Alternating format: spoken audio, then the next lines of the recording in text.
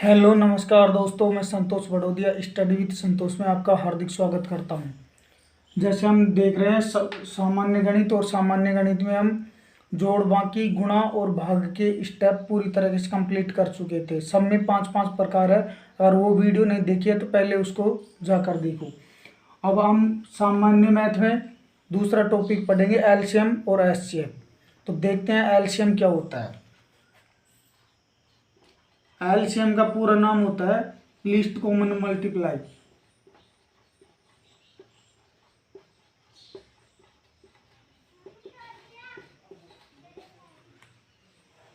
LCM का पूरा नाम होता है लीस्ट कॉमन मल्टीप्लाई।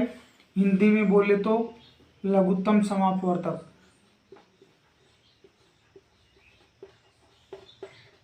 लघुत्तम समापवर्तक।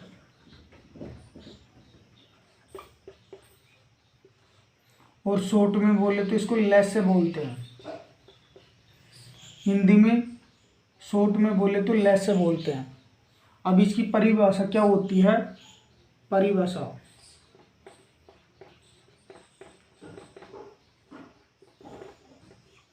एलसीएम की परिभाषा क्या होती है कि वह छोटी से छोटी संख्या,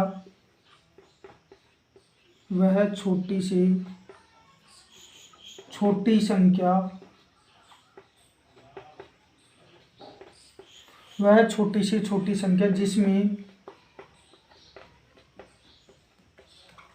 दी गई सभी संख्याओं का, वह छोटी से छोटी संख्या जिसमें दी गई सभी संख्याओं का भाग जाता हो।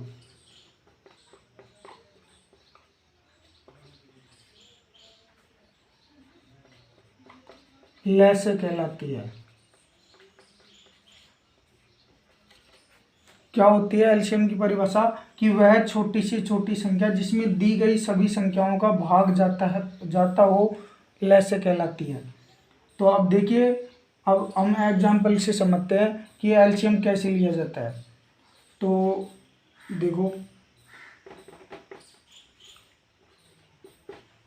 जैसे 6 और 12 का एलसीएम लेते हैं।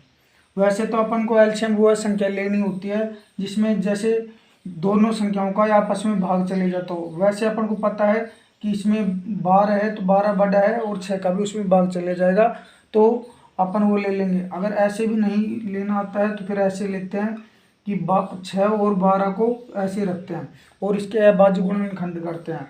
अब एलसीएम में एक बात तो ध्यान रखनी ये होती है कि एलसीएम में चाहे 2 संख्या हो चाहे 3 संख्या हो, उनको एक साथ रख के उनके अभाज्य गुणनखंड कर देते हैं और फिर जो टुकड़े आते हैं वही क्या होता है, उनका एलसीएम होता है। एचसीएम में ये नहीं करते हैं। देखो, इसमें 2 का भाग दिया तो कितनी बार गया? 3 बार। और 6 में 2 का भाग कितनी बार गया? 12 में 2 का भाग 6 बार। फिर 2 का भाग जा रहा है, 3 में तो नहीं जाएगा लेकिन 6 में 3 बार। फिर 3 में 3 का भाग 1 बार और ये 1। तो अब देखो, इन संख्याओं को अपन गुणा कर देंगे और यही अपना एलसीएम होगा। 2 × 2 और इंटू में 3, तो 2 दूनी 4 और 4 × 3 = 12। तो देखो 12 एलसीएम आ गया। बताया था कि दोनों संख्या में ऐसी संख्या लेनी होती है कि जो आपस में भाग चले जाओ दोनों का। तो अब 12 ऐसी है कि 6 का भी भाग जा रहा है और 12 में 12 का भाग जा रहा है, तो एलसीएम अपनी ये होगी। अब परिभाषा आती है कि वह छोटी से छोटी संख्या।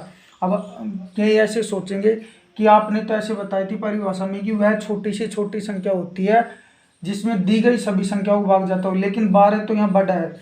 हाँ, 12 इसमें बड़ा है, लेकिन क्या है कि 12 से यह छोटी से छोटी ये संख्या है कि ये 12 की मल्टीपल की सबसे छोटी संख्या है, मतलब गुणज की सबसे छोटी संख्या है। अब देखो तो 24, 36 और 48 ये संख्या भी इनका एलसीएम आ सकती है, लेकिन ये क्या हो जाती है? बड़ी हो जाती है। तो इसमें सबसे छोटी यही है, 12 संख्या है, 12 जिसमें 6 का भी भाग जाता है और 12 का भी भाग जाता है। तो ऐसे होते हैं। दूसरा एग्जाम्पल लेते हैं, समझ में आया होगा, नहीं आया होगा तो और देखते हैं दूसरा एग्जाम्पल।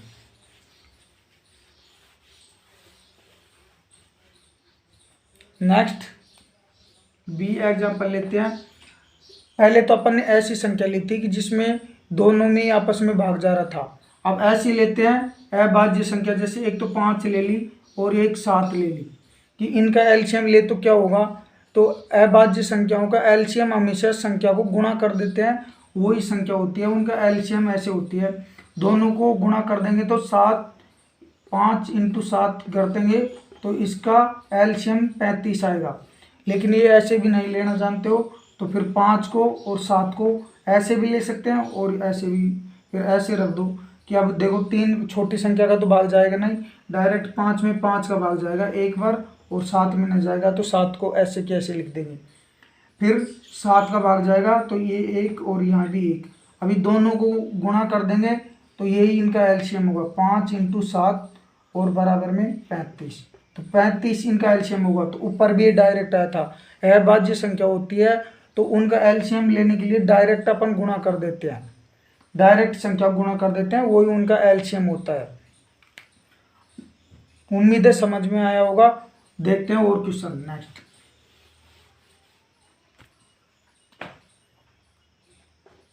अब ऐसी संख्या लेते हैं कि जैसे दोनों का अभाज्य संख्या में भी ऐसी संख्या थी कि जिसमें भाग नहीं जा रहा था, तो अपन उनको डायरेक्ट मल्टीप्लाई कर देते हैं, मल्टीप्लाई करके वही एलसीएम होता है।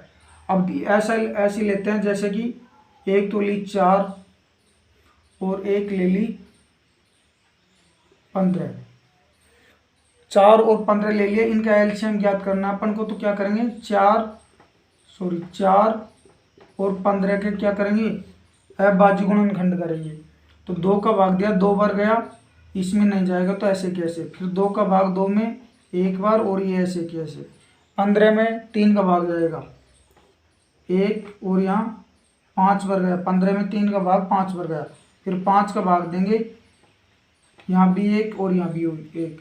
अब इन संख्याओं को गुणा कर देंगे, इन संख्याओं को गुणा करने पर जो संख्या आएगी वही अपना एलसीएम होगी। 2 × 3 × 5, इनको गुणा करते हैं, 2 दूनी 4 और 4 × 3 12 और 12 × 5 60, तो 60 क्या होगा इनका 60 एलसीएम होगा। तो ऐसे होते हैं एलसीएम की क्वेश्चन। एक क्वेश्चन और लेते हैं फिर देखते हैं कि नेक्स्ट एचसीएफ के बारे में।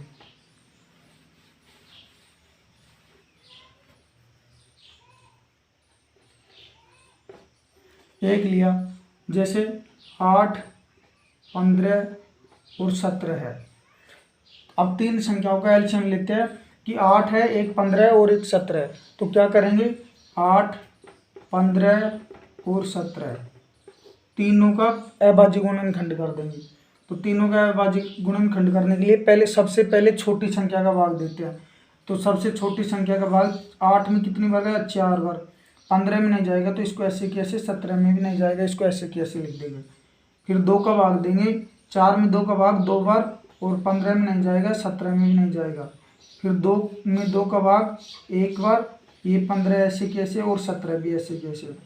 नेक्स्ट क्या करते हैं, अब 3 का, 15 में 3 का जाएगा तो 3 का भाग देते हैं, कितनी बार आ गया, एक तो 1 और ये 5 बार गया। 15 में 3 का भाग, क्योंकि 3 × 5 = 15 होते हैं। फिर 17 में नहीं जाएगा तो 17 ऐसे कैसे। फिर 3 से बड़ी अभाज्य संख्या कौन सी, 5 होती है। तो यहाँ 1 और यहाँ 5 में भी 1 बार और 17 ऐसे कैसे। अब 17 एक अभाज्य संख्या है और अभाज्य संख्या में किसी भी संख्या का भाग नहीं जाता है, तो यहाँ डायरेक्ट 17 का भाग जाएगा। तो यहाँ 1, यहाँ भी 1 और यहाँ भी 1। अब इनको सबको गुणा करते हैं, तो 2 × 2 × 2 × 3 × 5 और × 17 इनको गुणा कर देते हैं और जो आएगा वही अपना एलसीएम होगा। तो 2 दूनी 4 और 2 दूनी 4 और 4 दूनी 8 और 8 को 5 से गुणा कर देंगे तो 40 हो जाएगा। 40 यहाँ लिख देते हैं अपन, और 17 को 3 से गुणा करते हैं तो 51 हो जाएंगे।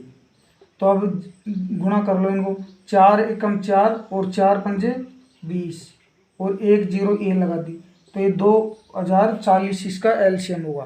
तो ऐसे करते हैं अपन इन संख्याओं को, मैंने कुछ नहीं किया, सिंपल इनको मल्टीप्लाई किया है। कैसे किया, 2 दूनी 4 दूनी 8 और 8 को 5 से गुणा किया तो 40 और 17×51 लिख के इनको गुणा कर दिया, क्योंकि 4 एकम 4 और 4 पंजे 20 और 1 जीरो ये लगा दिया, ऐसे 2040 का एलसीएम आ गया। ठीक है, नेक्स्ट अपन डिस्कशन करेंगे एचसीएफ के बारे में। अब अपन ने एलसीएम कर लिया, जोड़ बाकी गुणा भाग कंप्लीट कर लिया। नेक्स्ट वीडियो में डिस्कशन करेंगे एचसीएफ होगा। उम्मीद है समझ में आया होगा। धन्यवाद जी।